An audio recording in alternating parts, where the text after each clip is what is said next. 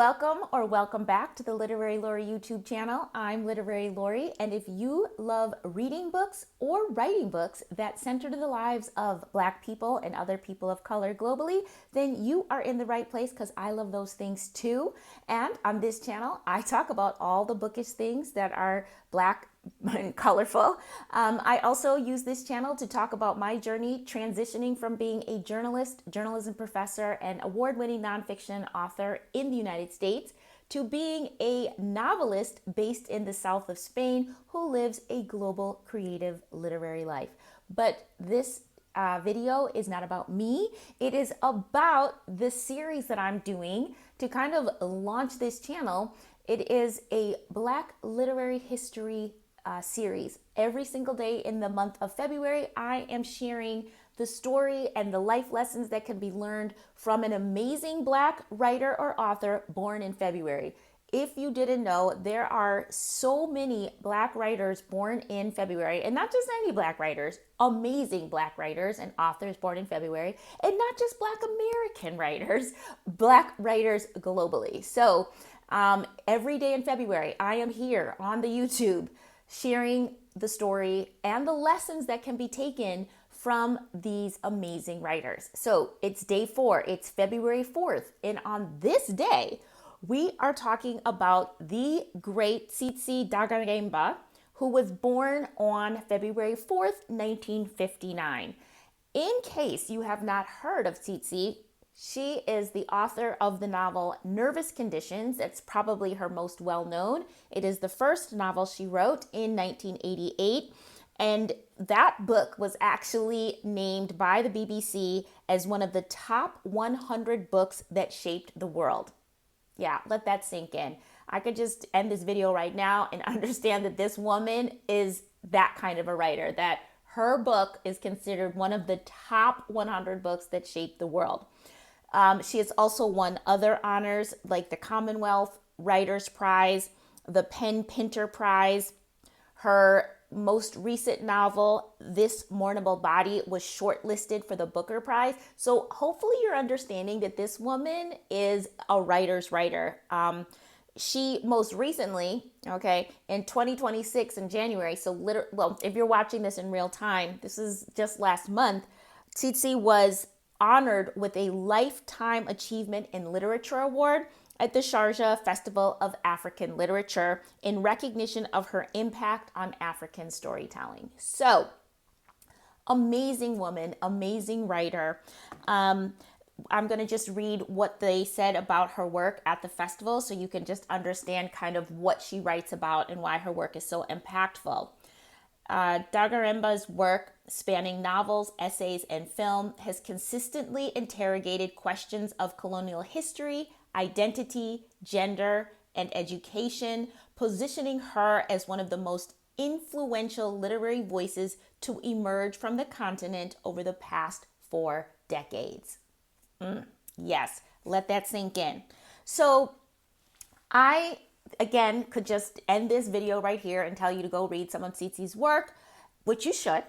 But I also want to share with you, like I've been sharing with the other people, a little bit about her story that I think can be instructive and inspiring for all of the writers who are listening right now. So basically, again, you know how the story ends in terms of her success as a writer. But what was really interesting is that Tsitsi was born in Zimbabwe. I mentioned her birth year was 1959. Zimbabwe was still under colonial rule. It was known as Rhodesia at the time. And she knew, though, that she wanted to be a storyteller, even though apparently she started studying medicine, but dropped out of medical school, came back to Zimbabwe when it was going through independence to be a part of the newly independent country. Anyway, she eventually realized that she wanted to be, to dedicate her life to writing. And she said she grew up loving stories. When she went to university in Zimbabwe, she was working I don't know if she was studying in the theater department, but she got her kind of writing plays. She got some plays published, and then she was ready to write a novel. She wrote a novel, Nervous Conditions. That was her first novel, but was unable to get it published in Zimbabwe. And she reflects on this now and thinking and realizing that it wasn't, people didn't think women were going to be or were serious literature creators, right? That writing literature, real literature, was something that men did. So she wasn't able to get her book published, her novel published, and this was really heartbreaking for her. And so she gave up, sort of. She decided, I still want to tell stories. What I will do is study film instead. And she apparently went to, not apparently, she did. She went to Germany to study film and thought, well, if I can't tell stories through books, I'll tell them through film. And spoiler alert, she ended up doing very well as a filmmaker. I'm not saying financially very well because that's not what we're talking about, but ended up becoming quite a important and impactful filmmaker on the continent, and is recognized. I think probably many people would know her as a filmmaker more so than as a novelist, depending on how you consume her stories. The point is, she found another way to be a storyteller because that was what was so important to her. Anyway, while she was in the midst of her career or her education, learning the film industry, she decided to try to get her novel published again, this time outside of Zimbabwe. And she decided to look for a publisher that was comfortable publishing Black women, because she recognized that the dismissal of her work wasn't necessarily because her work was bad. I think she was confident enough to know that her work wasn't bad. She recognized that this was patriarchy, that this was sexist, that this was, people once again dismissing the work and the stories of women, particularly because the story focused on the story of two young Black girls in pre-colonial Zimbabwe. Anyway, she found a press called the Women's Press in the UK that had published a young Black woman writer by the name of Alice Walker. They published a book you might have heard of called The Color Purple. And so she approached them and they agreed to publish her book, Nervous Conditions, and the rest is history. Interestingly, once the UK published the book, once it had success, then it was published in Zimbabwe. And of course, it then published all over the world and launched her writing career. But keep in mind, she's also launching her own film career and ended up going back to Zimbabwe and starting her own film company. So this woman, Tsitsi, is incredible, an incredible storyteller.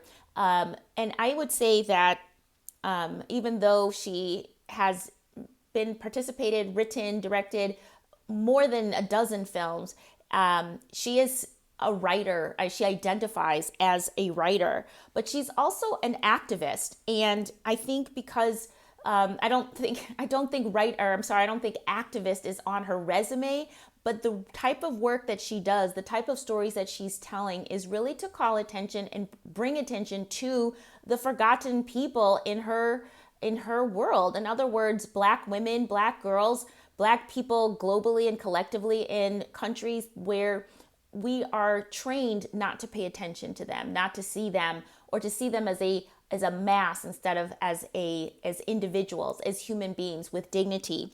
And so when she does this, when she tells these stories, whether in film or on the page, she is often considered revolutionary or an activist. And she even said, it's one of my favorite quotes of hers, that writing is an act of bravery. And it certainly is often for Black writers who decide to tell stories that center the Black experience, whatever that experience might be. But people also consider Tsitsi an activist because she did use her fame, if you will, her recognition as a public figure to protest her government in 2022, and was actually arrested for her activism, simply for participating in a protest, for holding a sign up asking for government reform. She was convicted in a court in Zimbabwe, but her conviction was later overturned. Interestingly, I wanted to just also point out that even though, like I said before, that I would consider Tsitsi a storyteller, I think, but she owns the title of writer.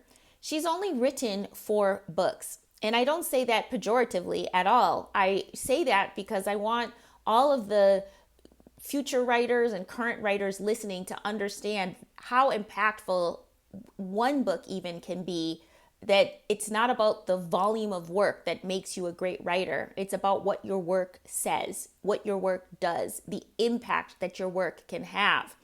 And the three books that Tsitsi is most known for is actually a trilogy.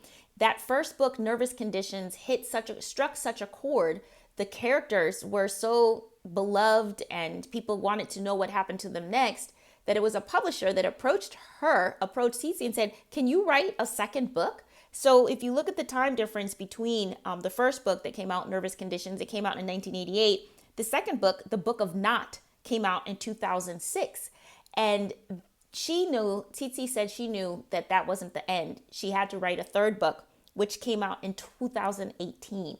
So, and that was the book, The Mournable Body. And that was the book that was shortlisted for a Booker Prize. And it is pretty amazing when you, again, like I'm saying, these books are considered like staples of African literature, of global literature. And they are so impactful. People all over the world, they've been translated into multiple languages. Again, I want people to understand that being a great writer means being a great writer. And it doesn't mean that you have to write volumes and volumes and volumes to have impact, to win a Lifetime Achievement Award, to use your words to make a difference in the world. So I do want to mention that in addition to those 3 novels, Tsitsi Dangarembga has also written a book of essays. In English, it's called Black and Female. I have the book in Spanish, Mujer y Negra, and I actually picked this up at a book festival here in Spain. And I literally, if I find a book in Spanish written by a book written by a Black person at a book festival here in Spain, I almost always buy it because there's usually not that many. And at the time when I bought this, I actually didn't know who Tsitsi was. And so I almost feel like this is kismet that I had to do this episode, because not only did I find this book and say, oh, I'll read it because I'm trying to improve my Spanish reading skills now that I live in Spain. I also, when I went to Africa when I was a resident at the Library of Africa and the African Diaspora, there's actually a video about that if you want to hear more about it. But I learned more about her there, as she's considered, I guess you would say, a political writer, even though she doesn't write about politics. It's just that her work requires the reader to then say, why are these things happening? Why is it that a girl can't get education? Why do we still, believe the things we believe about certain cultures, about certain people? Anyway, I learned more about her and found her even more fascinating when I was in Ghana in March last year. So I promise, now I'm saying it right here on this channel, that I am going to read Mujer y Negra in Spanish this year. That is one of my goals. I have reading goals. I'll talk about them on another video. But one of my reading goals was to read 2 books in Spanish this year, 1 fiction, 1 nonfiction. Mujer y Negra will be my nonfiction read for sure. Check me on that. You can put something in the comments in about 6 months and ask me if I have finished the book. Anyway, I'm going to finish off by telling you, sharing one bit of advice from Tsitsi for young writers. This is something that she said in an interview on the BBC World Book Club in 2021. And I said that with this series, I really want to, you guys know, I have my clipboard. I said that I wanted to make sure that these episodes that I left you with life lessons, literary life lessons that you can take away from some of these writers. And I hope just hearing Tsitsi's story gives you courage to write the stories that you feel are necessary to make change in the world. And that those stories can be novels. Just even though you want to see change, I think empathy leads to change. And if you can write about characters that create empathy in people, create curiosity in people, then you actually can be an activist and you can make change in the world with the stories that you tell. So even if I weren't going to read to you this last little bit of advice that Tsitsi actually gave, I hope that this story was inspiring for you to keep writing and to tell your stories that you know are important for your people. All right, so here's Tsitsi's advice for young writers. Like this, somebody asked specifically for advice for writers. This is what she said for all young writers or any writers. You don't have to be young. She said this, quote, "Writers have to write what they feel passionate about. That's the only way to give yourself the drive to keep you going till the end.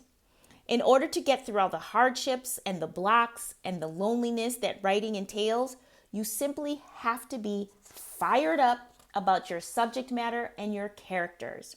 You've got to like them enough to get to know them intimately in all detail, the positives and the negatives. And you have to be courageous. When you start your writing process, you're going to look at things that scare you, things you want to run from, things that you think are horrible, and maybe they are. But as you work through them, you find the way of putting them on the paper, and that brings you forward. All right? All right, so that's Tsitsi Dangarembga. I hope you feel inspired to put pen to paper, to tell your stories that are going to change the world, spark change, spark curiosity, spark empathy in your readers. And remember, you don't have to write 1,000,000 books. You don't have to be as prolific as Langston Hughes, right? You just have to tell your stories in a way that moves the reader. All right. Thank you so much for coming back or coming for the first time to this Black Literary History series. I will see you tomorrow for another story about another amazing Black writer. See you. Bye.